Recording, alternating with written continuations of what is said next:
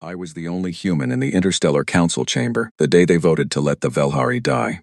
I still remember the exact sound the translator implant made in my ear when the votes came in. A soft chime, 47 times, one after another.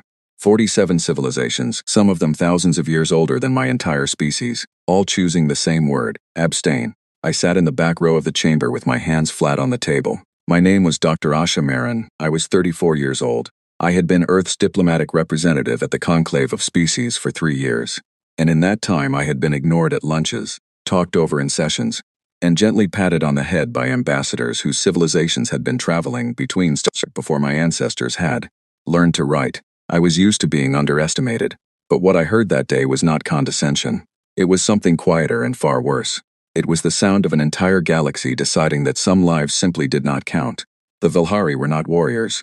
They were not engineers or traders or political players. They were small, quiet, bioluminescent people who lived on a planet called Velshan in a gravitational corridor that nobody had ever cared much about until 6 months ago, when a survey drone from the Keth Dominion found deep veins of crystalline minerals running beneath the planet's crust. Minerals worth more than the entire GDP of a dozen mid-tier systems. The Keth had a phrase for it in their language. It translated roughly as a fortunate inconvenience. The inconvenience, of course, was the 2 million people already living there. The Keth moved quickly. They filed a legal declaration with the Conclave calling Velshan a resonance hazard zone, a technical classification so rarely used that 3 of the Conclave's own legal advisors had to look it up. It was a fiction, and everyone in the chamber knew it. But it was a legal fiction, which in interstellar politics is almost as good as the truth. Orbital bombardment began within the week, not all at once, slow and deliberate, as if the Keth wanted the galaxy to see what they were doing and understand that nobody was going to stop them. Nobody had. Until that moment. I looked around the chamber after the 47th vote came in. I looked at the Ron ambassador who was studying the ceiling. I looked at the chorus of Dial, 3 beings sharing one body who had not moved in minutes. I looked at the Varathi delegate, old as stone, who had spoken beautifully earlier about the importance of peace and the terrible cost of conflict, and had then voted to do absolutely nothing. And I thought about what I had seen in the mission briefing that morning. A Velhari village, before and after. In the before image, lights. Hundreds of small glowing figures moving through narrow streets, their bodies shimmering in blues and greens the way fireflies do in summer. In the after image, nothing. Just rock and ash and the indifferent dark of space above it. I raised my hand. The chamber went so quiet I could hear the ventilation system hum.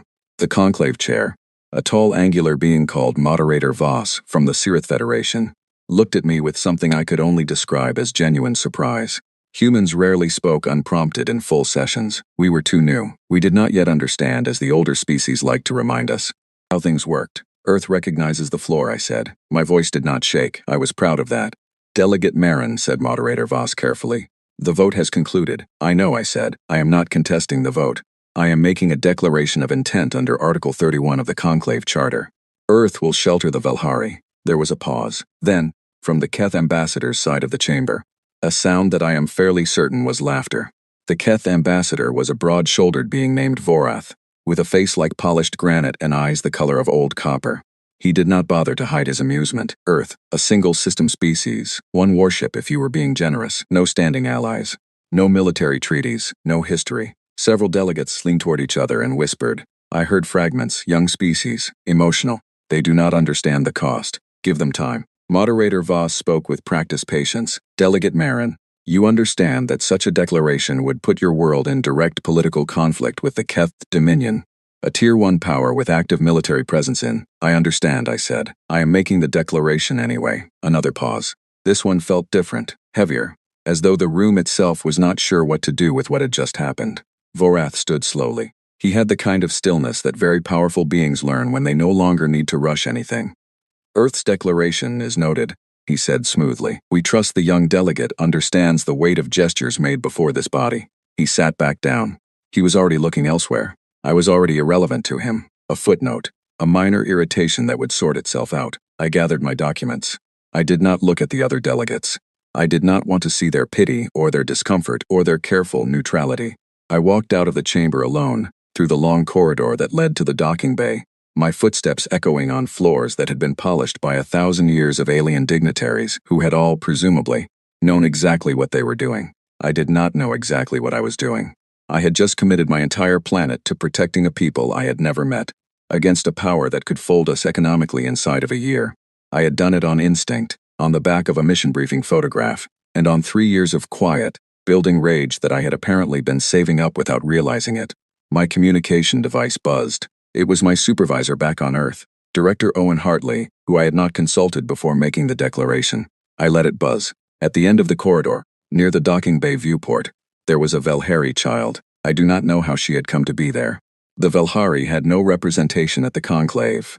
Perhaps someone had brought her as evidence. Perhaps she had come with a journalist. She was small, no taller than my waist, and her skin was the dim, flickering blue-gray of a phone screen in a dark room, not the bright, warm glow I had seen in the before photograph. This was the color of something running out of light. She had her hand pressed flat against the viewport glass. She was looking out at the stars in the direction of Velshan. I stopped. I did not say anything. I did not have words in her language. I sat down on the floor beside her so that I was at her height, and I looked out at the same patch of stars. We stayed like that for a long time. The docking bay was cold and the floor was hard and my knees would be sore later. I did not move. After a while her light shifted, just barely, from gray to the palest, faintest green. I did not know what it meant, but it was different from what it had been before. That was enough. I picked up my communication device and called Director Hartley back. "Asha," he said, and I could hear the very particular sound of a man who has just been handed a crisis and is still deciding whether to be angry or frightened. "Please tell me that what I am reading in the conclave feed is a translation error." "It is not a translation error," I said. "We need to talk about ships and doctors and how quickly we can get both to the Velshan corridor." A long silence. Then the sound of a chair moving. Then, "How many people are we talking about?" I thought of 2 million. I thought of what the after photograph looked like. I thought of a small hand pressed against glass in the dark. "However many we can save," I said. "That is how many we are talking about." He did not hang up. That was the first good sign. I held the phone to my ear and looked back at the Velhari child, and I thought about what I had just done to both our futures. I was terrified. I was also, for the first time in 3 years of careful diplomatic silence, completely awake. Outside the viewport, somewhere in the dark between the stars, the Keth fleet was still at work. We had 6 weeks. I planned to use every hour. I arrived at Velshan with 1 diplomatic frigate, a field hospital module, 4 cargo haulers that had been repurposed from Earth's emergency response fleet, and 61 volunteers who had signed up in the span of 4 days after my declaration became public. There was no fanfare at our departure. Earth's parliament was still arguing about whether what I had done was legally binding. Half the news feeds were calling me brave. The other half were calling me something I will not repeat here, though the central meaning was roughly the same as reckless and naive. I did not read the coverage. There was no time. The Keth had sent a communication to our ship before we even cleared Earth's system. It was brief and professionally polite in the way that very strong things can afford to be polite. It said that our presence in the Velshan corridor would be considered a diplomatic intrusion. It said that Earth should consider carefully the consequences of extinctions beings with no standing in conclave law. It said that Ambassador Vorath hoped my government would make wise decisions in the coming days. I filed the communication in a folder I labeled Noted and continued reviewing medical intake protocols. Lieutenant Commander Declan Ford was the senior officer on our frigate. He was 41, ex-Navy, and he had the kind of face that looked perpetually unsurprised, as though he had decided somewhere around age 30 that the world was going to do whatever it wanted, and the best you could do was stay ready. He found me in the mission briefing room 6 hours before we reached Velshan and sat down across from me without being asked. "I want to be clear about what we are flying into," he said. "Be clear," I said. "We have no combat authorization, no orders that allow us to engage a Keth vessel under any circumstances. If they decide to fire on us, we are officially a soft target." "I know. I want to make sure you know that I know that." I looked at him. "Are you asking me to turn around?" He thought about it for a moment. "No," he said. "I'm telling you my people understand the situation and they chose to be here anyway. I thought you should know that." I held that for a second. "Thank you, Declan." He nodded and left. I went back to the protocols. We reached Velshan at 034 ship time. The planet below was green-brown, ocean-heavy, with wide shallow seas that caught the light of its sun in long gold strips. It looked peaceful from orbit. It was not. 3 Keth vessels were positioned in a loose triangle above the northern continent, and as we entered sensor range I could see what they had done to the land below. The bombardment pattern was methodical, not random. They had hit the cities first, then the water infrastructure, then the agricultural zones. Whoever was directing this operation was not in a hurry. They were being thorough. I sent a hailing signal to the surface on every frequency our communications array could reach. For 11 minutes, nothing came back. Then a signal, weak, scrambled, coming from somewhere in the southern mountain range, where the terrain was too rough for efficient bombardment. A voice, then clicking sounds, then a different kind of signal entirely. Our translator implants worked on language patterns. Whatever the Velhari were sending was not primarily a spoken language. The implants caught about 40% of it. Enough to understand the word for help, and the word for children, and the word for dark. I told Declan to take us down. He looked at the 3 Keth vessels on the tactical display for exactly 2 seconds. Then he said, "Aye," and took us down. We found them in a cave network beneath the southern ridgeline. 14,211 people. At least that is what the first count gave us. The actual number shifted over the next 24 hours as small groups emerged from deeper caves, drawn by the sound of our generators or the smell of the food our medical team had started preparing, or simply by the light. Velhari were instinctively drawn to light, even in grief, even in fear, even when they had learned in the worst possible way that bright things could fall from the sky and destroy everything you had ever known. The first thing that struck me was how quiet they were. I had expected noise, panic, the kind of sound that comes from thousands of people who have just lost their homes and their families and their entire world. Instead, there was almost silence, a stillness that was heavier than noise. They moved slowly, close together, and their lights, which I now understood shifted with emotion the way a human face does, were almost entirely dark. Blues and greens so dim they were nearly gray. Infants pressed against the chests of adults, who barely seemed to register anything around them. Old Velhari sat against the cave walls with their hands in their laps and their eyes open, looking at nothing. Our medic was a woman named Dr. Louise Crane. She had volunteered in 48 hours after the declaration, flying in from a disaster response post in Central Africa where she had spent the last 2 years. She was 47, sharp-tongued, and completely without patience for bureaucratic delays, which made her one of the most useful people I had ever worked with. She walked into that cave, took one long look around, and immediately began reorganizing her team. She did not wait for my authorization. She just started.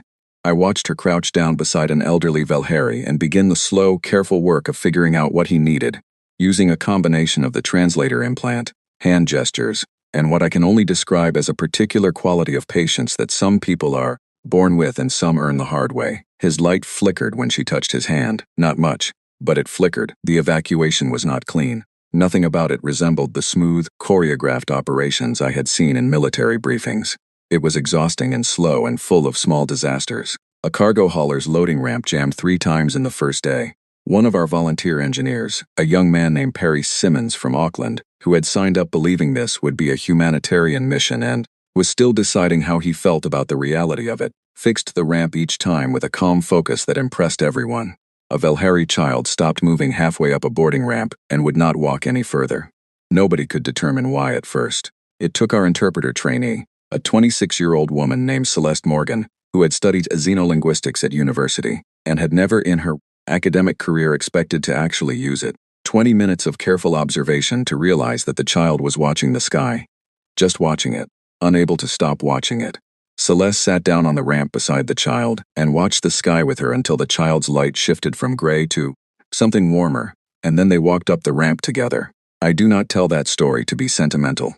I tell it because it was one of about 100 moments in those first 48 hours that made me understand how little of this work was logistical. On the second day, the Keth sent a warning vessel, not one of the 3 in orbit. A 4th ship, Sleeker, clearly designed for speed, which moved to within 200 kilometers of our frigate and broadcast a message directly to me. Delegate Marin. The translator implant gave the voice a flat, bureaucratic quality. Your presence in this zone has been noted as a diplomatic intrusion. You are advised to vacate the area within 72 hours or be formally designated a hostile actor under Keth Dominion territorial law. The Keth Dominion does not recognize Earth's Protection Declaration as valid under Standing Conclave statute. We are communicating this as a courtesy. There was a pause then. Please make a wise decision. I drafted my response carefully. It was 14 pages long. It cited 11 different conclave legal precedents, 3 standing conventions on civilian protection, and 1 treaty that the Keth had signed 200 years ago, and clearly assumed everyone had forgotten about.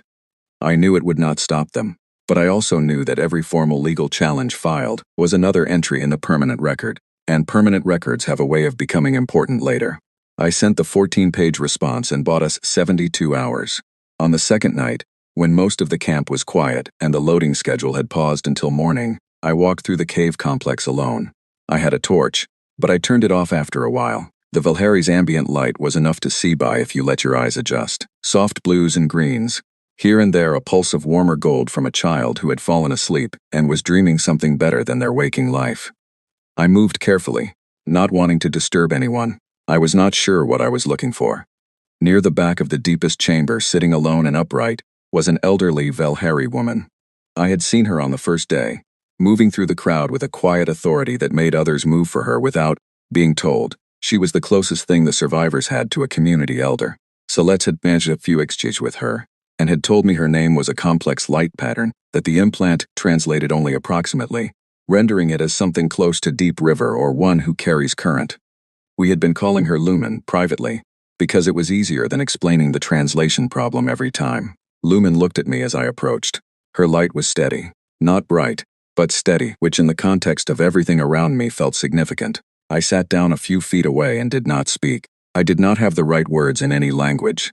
She regarded me for a long time with eyes that were very dark and very clear.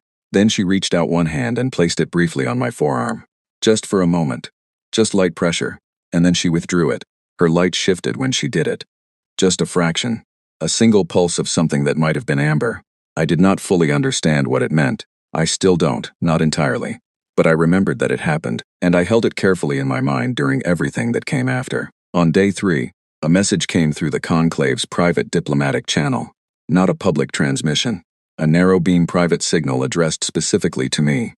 The sender was the Ron Collective's junior diplomatic liaison, a being named Seath who I had met twice at formal dinners and who had always been precise and careful with language. Delegate Marin, the message said, I am communicating outside official channels and without the authorization of my senior delegates. What I am about to tell you is not an offer of assistance. The Ron Collective will not act in this matter. I want to be clear about that. What I am offering is information, because information does not require a vote. There was a pause in the recording. The Keth Dominion and the Vorath Pact have been in a state of covert diplomatic strain for the past 18 months over resource rights in the Quran Expanse. 3 of the Keth's most powerful conclave allies are currently unwilling to publicly support any Keth action that generates significant interstellar attention. The Keth are strong, but they are not at this moment invulnerable to scrutiny. A sustained and visible record of their actions here would cost them more than they currently estimate. Another pause. We wanted you to know. We cannot do more, but we wanted you to know the message ended. I played it 3 times. I thought about 47 abstentions.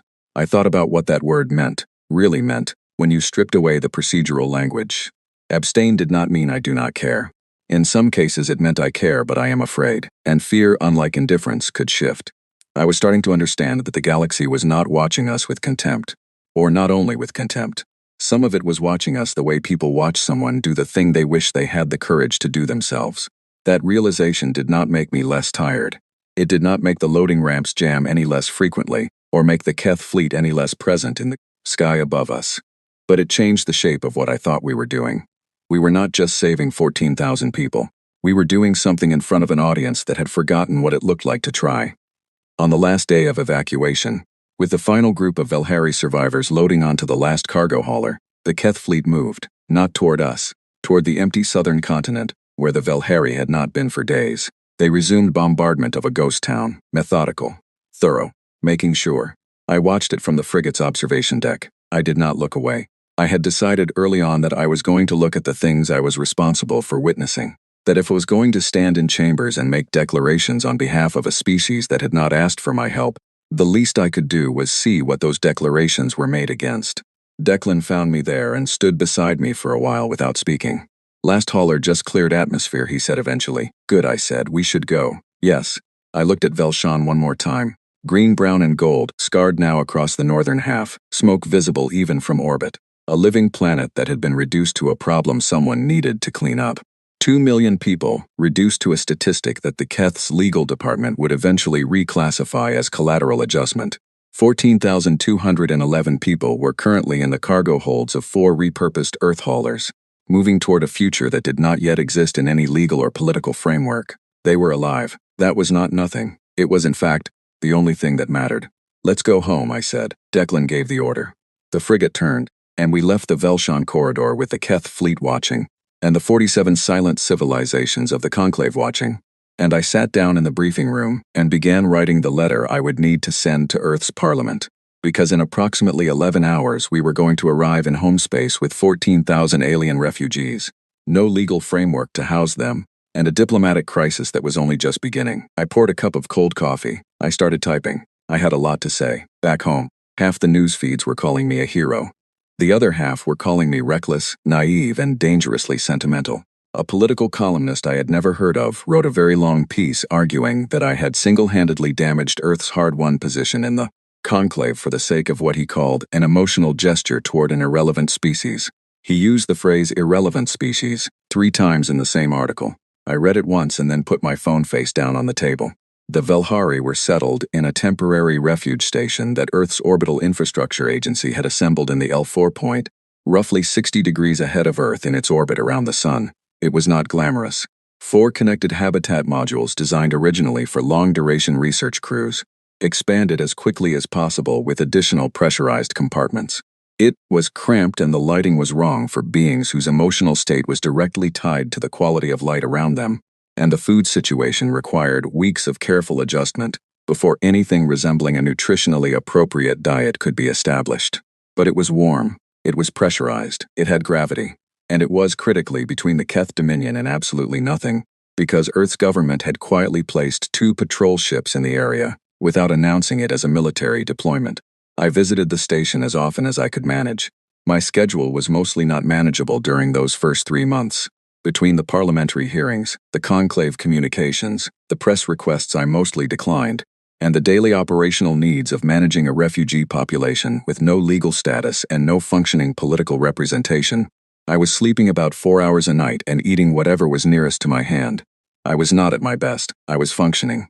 Lumen's light was still dim when I visited, not gray the way it had been in the cave, more of a muted blue-green, the color of still water in the early morning. The station's xenopsychology consultant, a quiet man named Dr. Oliver Mace, who had spent 12 years studying bioluminescent communication in aquatic Earth species before pivoting to xenobiology when the conclave opened, told me that the Velhari's light levels were a direct and involuntary expression of emotional state. You could not fake brightness. You could not force warmth. The light came from somewhere inside them that had nothing to do with conscious control, which meant that the dim, muted glow of 14,000 Velhari survivors told you, without ambiguity, exactly what those 14,000 people were living with every day. I sat with Lumen during my visits, and we talked in the way that 2 people talk when they do not share a language, slowly, with patience, with a lot of space for misunderstanding and correction. Celeste translated when she could, but the implant's coverage of the Velhari's light-based communication was still incomplete, and there were entire registers of meaning that simply had no equivalent in any human language the implant had been trained on. We got along anyway. Sums do not require translation, the direction of attention, the quality of stillness, whether someone is with you or merely near you. During my 3rd month home, the Keth Dominion filed its formal sanctions against Earth. The package was substantial. Trade embargoes on 12 categories of goods that Earth had only recently gained access to through conclave membership. Blocked transit lanes through 2 strategic corridors that our shipping companies used heavily. A travel ban affecting 47 individual Earth citizens, most of them diplomatic staff. And a formal complaint to the Conclave's Arbitration Committee citing Earth's declaration as an illegal interference in Keth territorial operations. I read the sanctions document in one sitting. It was 340 pages. I made notes in the margins. The economic effects were not abstract. Earth's interstellar trade network was young and not yet robust enough to absorb a major disruption without real consequences. Prices on certain imported materials rose sharply within weeks. 2 manufacturing sectors that had recently restructured around conclave supplied components found themselves scrambling for alternatives. The unemployment figures, when they came in, were not catastrophic, but they were real. Real people in real cities found their situations harder because of a decision I had made alone in a chamber on the other side of the galaxy. I did not pretend otherwise. I said so plainly in every interview I gave, of which there were many. I said I believed the decision was right. I said I understood it had a cost. I said both things were true at the same time, and that the second did not cancel the first. Director Hartley called me into his office on a Tuesday morning, in what had become a recurring pattern of meetings that were ostensibly about updates. and were actually about giving me an opportunity to change my position. He was a decent man, Owen Hartley. He had backed the mission even when he had not been consulted, which had cost him political capital he was still paying off. He was not angry with me.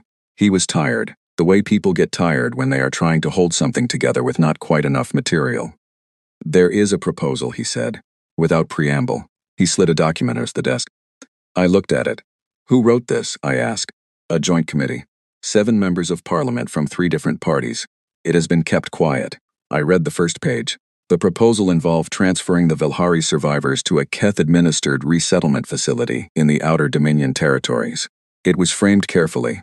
The language was about stability and appropriate resources and long-term welfare. The word custody did not appear anywhere in the document. I read it twice to be sure. "This is a transfer of custody to the people who destroyed their world," I said. "The framing is resettlement," said Hartley. "The framing is wrong." He was quiet for a moment. "Asha, the sanctions are hurting people. People who did not sign up for this. People who did not vote on it. I understand what you believe and I understand why. But you are not the only person who has to live with the consequences of that decision." "I know that," I said. "I have known that since the day I made it. But what you are asking me to consider is handing 14,000 people back to the group that spent 6 months systematically destroying their civilization. You can call it resettlement. It is not resettlement." He looked at the window. He looked tired. He looked like a man who had made peace with several things in his career, and was not sure he had the energy to refuse to make peace with one more. "The committee vote is in 12 days, he said. "I am not asking you to endorse it. I am telling you it exists." I nodded. I left the office. I took the long way back to my workspace, through the building's ground floor where there was a courtyard with a few trees in it, because I needed to breathe outdoor air for a moment before I could function again. My personal phone buzzed. A message from Nathan Briggs, my partner of 4 years, asking if I was coming home for dinner. I had been coming home after midnight most nights. We had been having a specific set of conversations, repeated in different forms, that all contained the same core question: whether I was capable of being present in my own life, whether there was a version of me that existed outside of the work, whether he was, in any real sense, a priority. I typed back that I would try. I knew what try meant by that point. He probably knew too.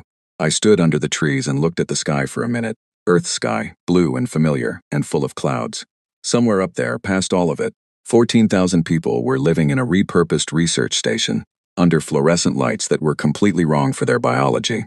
And a committee of 7 was quietly drafting the paperwork to send them somewhere from which they would not come back. I went back to my desk and started building a case. The Ron's tip had given me a direction. I spent the next 3 weeks doing something that was technically within my diplomatic mandate, but practically unprecedented.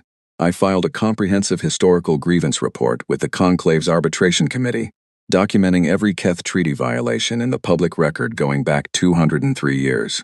There were 41 of them. Some were minor. Some were not. 3 involved situations very similar to what had happened at Velshan, settled quietly and expensively. The records buried under layers of procedural reclassification. I submitted the report. I notified the press. I sent copies to every conclave delegate directly. Nobody acted. No emergency sessions were called. No Keth ambassador was summoned. The conclave's response was a formal acknowledgement of receipt and a timeline for preliminary review that extended approximately 2 years into the future, but the record existed now. It was in the archive, permanent, indexed, searchable. The galaxy could look at it any time it wanted. I also, during those 3 weeks, lost Nathan. Not in a single dramatic conversation, but in a gradual, honest way that was in some ways harder. He was not cruel about it. He was clear. He said that he loved me. He said that he also needed to be with someone who could sometimes choose small things over large ones, and that he was not sure I was capable of it, and that he was not sure it was even something he should want to change about me. He said that last part more gently than I deserved, given how many dinners I had missed. I told him I understood. I told him I was sorry. I meant both things completely. The apartment was very quiet for a while after that. I worked longer hours. I told myself it was because there was a lot to do, which was true. I also told myself I was fine, which was less true, but which served its purpose. The committee vote came in on a Thursday. The proposal passed by a margin of 4-3. I had 1 night to act before the parliamentary order became enforceable. I did not sleep. I sat at my desk with my phone and my communications terminal, and a very large amount of cold coffee, and I thought about what leverage I actually had and what I was actually willing to do with it. I thought about Lumen's hand on my arm in the dark of the cave, the single pulse of amber. By morning I had a plan. It was not a comfortable plan. It was the kind of plan that could end my career, and would certainly end my current relationship with the Parliament, which was already strained. It was also, as far as I could determine, the only option available. I pulled up my communications terminal and began drafting a broadcast. I had one open communications channel, one ship on standby, 14,000 people who were 3 hours away from being formally transferred back into the hands of the people who had destroyed everything they had ever known, and 6 hours before the parliamentary order became enforceable under conclave statute. I did the most human thing I could think of. I made a lot of calls, and then I went on every frequency I had access to and I told the truth. The broadcast went out at 0600 Earth time. It was not elegant. It was not the kind of polished diplomatic statement that gets reviewed by legal teams and communications consultants and senior advisors before release. It was just me at my desk reading from a file. I read the Keth Violations Archive, all 41 entries. I read the mission report from Velshan in full, including the casualty estimates and the before and after survey data. I read the parliamentary committee proposal, and I explained, clearly and without embellishment, what it would actually mean for the Velhari if it was carried out. I read my own original declaration from the conclave chamber, and then I read the statement that Lumen had given, through Celeste, on her second week in the station. It had taken them 3 sessions to translate it fully. It was 4 sentences long. We did not ask to be saved, it said. We did not know that anyone would come. We had stopped believing that anyone outside our world knew we were real. We know now. I read those 4 sentences and then I stopped the broadcast and sat back in my chair. The response was not immediate. Diplomacy is never immediate. But it started within 2 hours, and once it started, it did not stop. 7 species filed formal objections to the parliamentary proposal with the conclave's legal body within the first day, not military objections, paperwork. The Ron Collective, which had told me it could not act, filed a request for a suspension of any action pending review of the Violations Archive. The Chorus of Dial issued a joint statement. The Varathi delegate, old as stone, the one who had spoken so beautifully about the cost of conflict before voting to do nothing, submitted a request that the Velhari be granted provisional sanctuary status under an obscure clause in the conclave's foundational charter. It was a clause that had not been invoked in over a century, but it existed, and it was legally sufficient. The parliamentary order was suspended pending review. The transfer did not happen. I called Director Hartley at 0800. He answered on the first ring. You went around me, he said. I did. You went around the entire government. I did. A pause. Was it worth it? I thought about 14,000 lights in the dark of a cave. I thought about a child watching the sky from a loading ramp. I thought about Lumen's amber pulse. Yes, I said.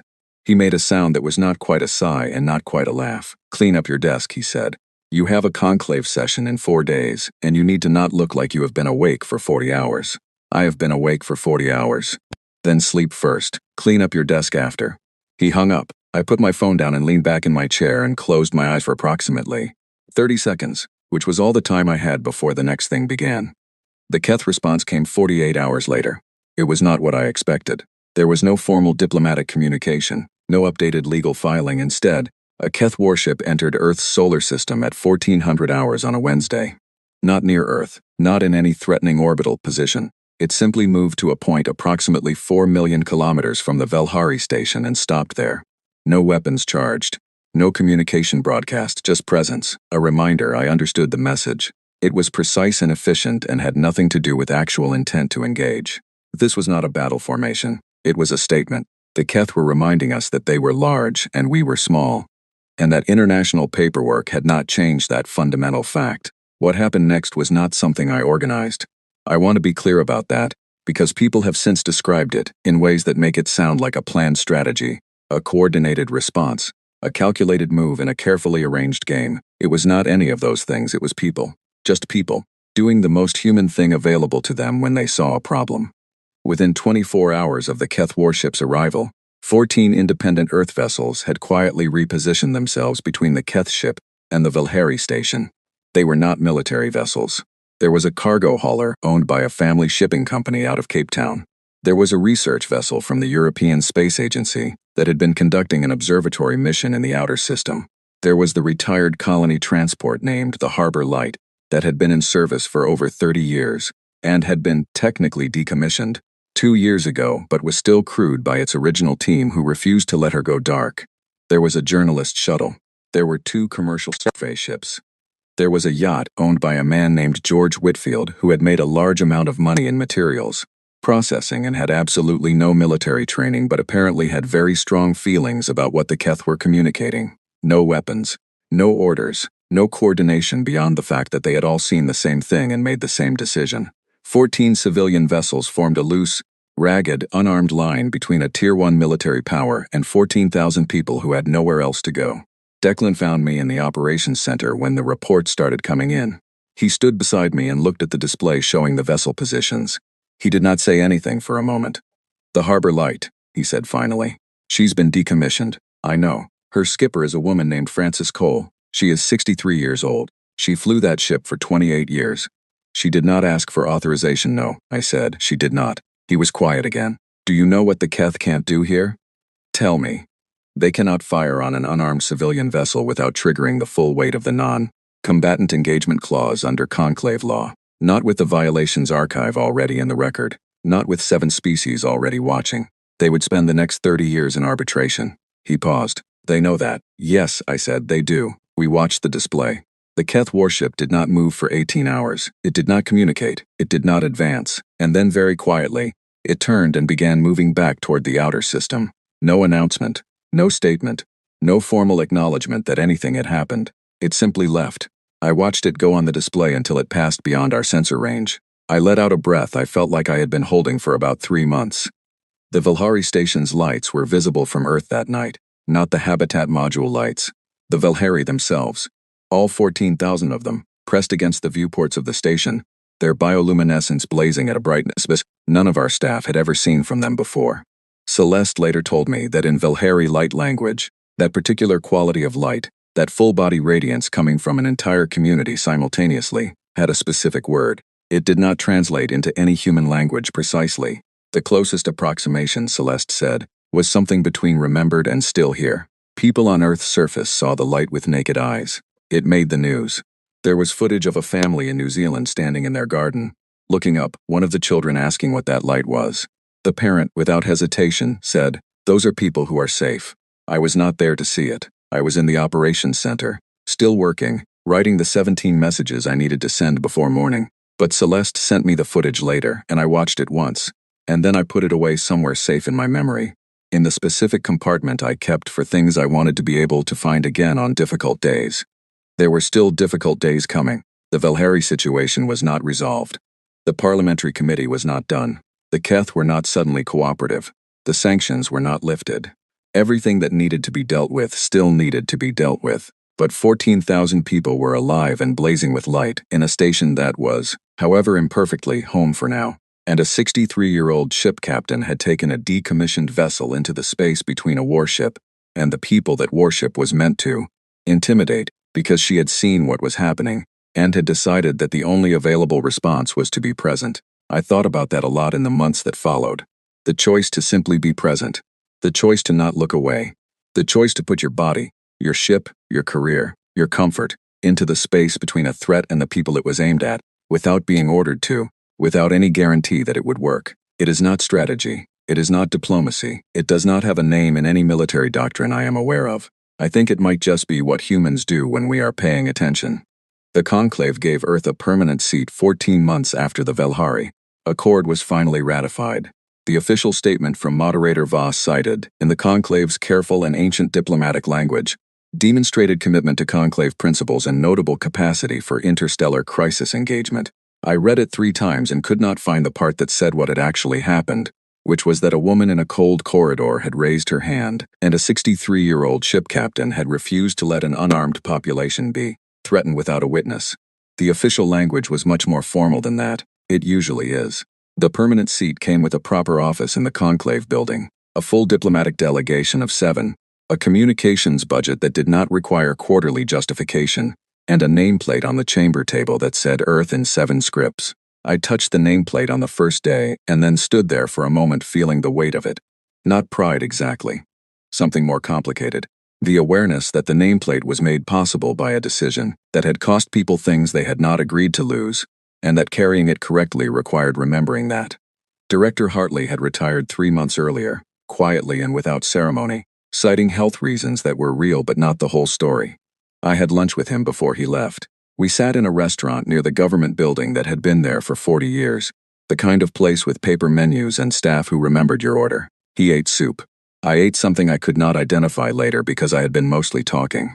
"Are you happy?" he asked at some point, with the directness that he allowed himself, now that he was no longer officially my superior.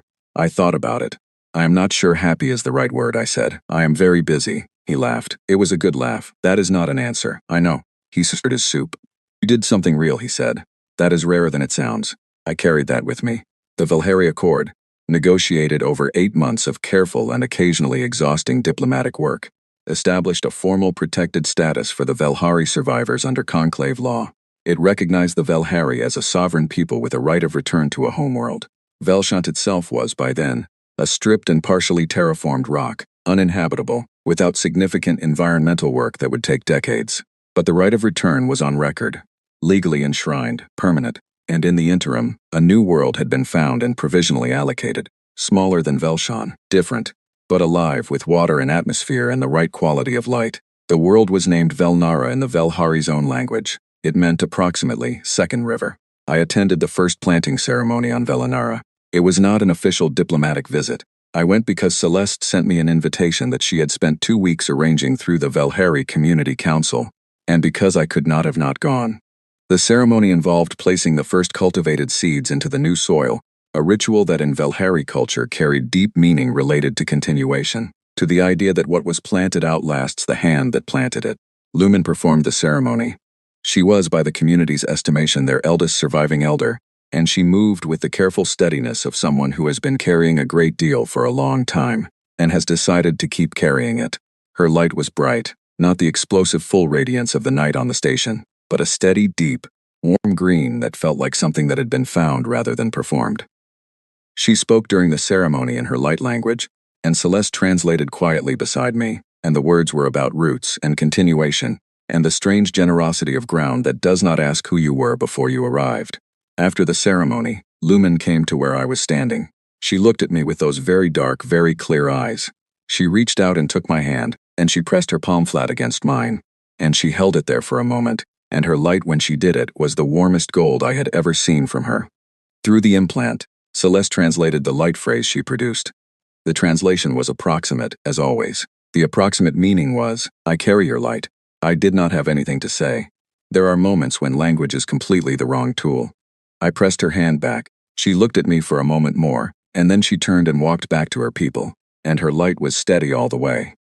I stood there for a while after she left. The sky on Velanara was a different color than Earth's, a kind of pale amber in the afternoon, like old honey, with clouds that moved more slowly than I was used to. The air smelled like soil and something green and new. 14,000 people were scattered across the landscape around me, beginning the work of learning a new world, planting seeds in ground that had never known them before. I thought about the conclave chamber, the 47 chimes, my hand going up. I thought about George Whitfield in his yacht and Francis Cole on the Harbor Light and Perry Simmons fixing a cargo ramp 3 times in a single day, with absolute calm, and Celeste sitting down on a loading ramp to watch the sky with a child who could not stop watching it. I thought about the 7 species whose formal paperwork had come through in time to stop a parliamentary order. I thought about Seath from the Ron Collective, sending an unauthorized narrow beam message because they could not act but they could bear witness, and witness matters. I thought about Nathan, who was doing well. We had lunch occasionally. It was fine. We were fine. Some things end without bitterness, and that is a gift worth acknowledging. The difficult days were not over. They never fully are. The Keth were still present in conclave proceedings, still pushing, still filing objections to the permanent Velhari status. 3 of the 7 species who had filed formal objections during the crisis had since quietly distanced themselves from their own positions under Keth diplomatic pressure. The violations archive was still in review, 2 years on, with no resolution timeline. Earth sanctions had been partially lifted through a separate agreement that had cost us 2 years of painful negotiation and several concessions I did not love but had agreed to because the full picture required it. The work was not finished. The work is never finished. On my first day in the permanent seat, a new delegate approached me after the session. She was young. Younger than I had been when I first came to the conclave, which seemed improbable but was apparently possible. She was one of Earth's 7 new permanent delegation members, fresh from the diplomatic academy, still in the phase where everything in the chamber looked simultaneously overwhelming and thrilling. Her name was Maya Ford, and she had the kind of careful, observant eyes that would serve her well in that room. Can I ask you something? She said. The Velhari situation, the original declaration, when you made it. She paused, choosing her words. What was the strategy? How did you know it would lead where it did? I looked at her. She was waiting for the answer that would help her understand the logic, the calculus, the professional framework that made the outcome possible. She wanted the lesson that would prepare her for the moment when she might have to do something similar. I told her the truth. I did not know, I said. I did not have a strategy. I had a photograph of a village that existed in the morning and did not exist by afternoon, and I had a vote that had just gone 47-0 in the wrong direction, and I had a hand that went up before I had finished deciding to raise it. She thought about that. That does not sound very safe. It was not, but it worked. Partly, I said. Enough. Not completely. The work is ongoing. I looked at the nameplate on the table. We are a young species. We have not learned yet what to be afraid of. Sometimes that creates problems. Sometimes it is the only thing that moves anything. She nodded slowly. I could see her filing it away somewhere. In whatever compartment she kept things she needed to think about further. The session was called back to order. We took our seats. I looked around the chamber at 47 other species, ancient and patient and cautious, carrying the weight of long experience, and all the things that long experience teaches you to stop attempting. I thought about what it costs to be old, in that particular way. The things you stop reaching for because you know how far they are.